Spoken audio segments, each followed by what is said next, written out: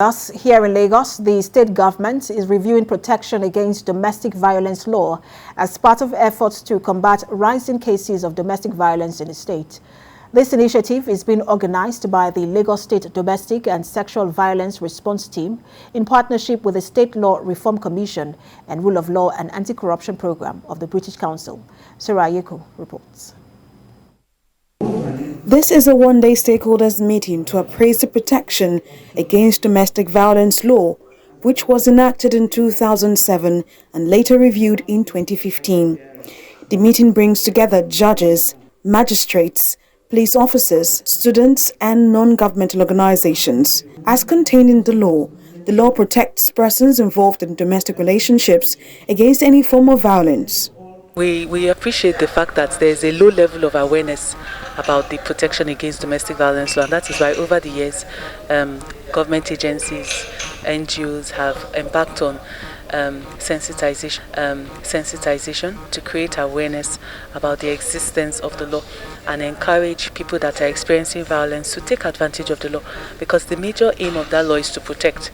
It's not to punish, it's not to criminalize, it's to protect people that are experiencing domestic violence in a cohabiting relationship. According to data, the lockdown during COVID-19 pandemic in Lagos witnessed an increase in domestic violence, from physical torture to sexual assault, emotional and psychological assault, and even cyber stalking.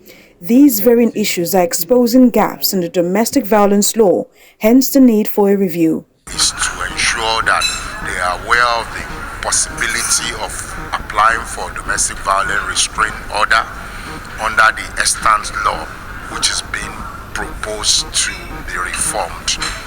So it's very, very important to make sure that such law is being reformed, to make sure that the realities and changes in the criminal justice sector is reflected in that particular law. The recommendation is that the law should be widened to include all persons, to go beyond those in domestic relationship, to criminalize the perpetrator, the act itself, the perpetration of violence, abuse, and harm in any form.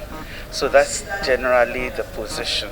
The government is seeking to reform and align the 14-year-old law with the federal government's Violence Against Persons Prohibition Act 2015. Other recommendations include having a court-annexed mediation center at family courthouses, criminalization of perpetrators of any form of violence, not just protection of victims, an acknowledgement of the mental effects of domestic violence in the new law, and not only the physical effects. In addition to the prohibitive and protection orders issued by the courts in domestic violence matters, there is a need for diverse types of orders, such as intervention orders.